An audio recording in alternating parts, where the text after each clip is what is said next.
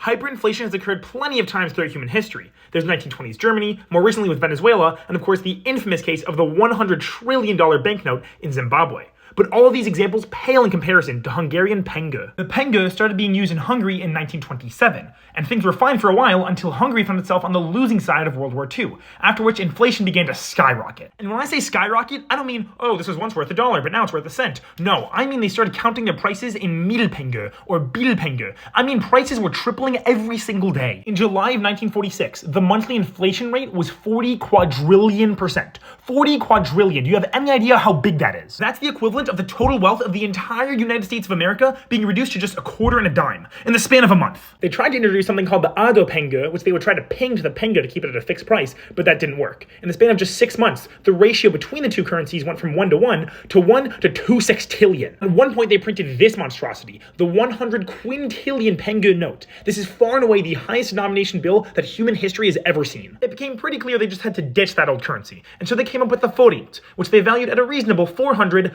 octillion penge. Just to wrap your head around how massive that number is, if you took just 10 forint and converted them all to penge and stacked all those penge on top of each other, the top of that tower would reach the edge of the observable universe. Moral of the story, don't just print more money, it never works.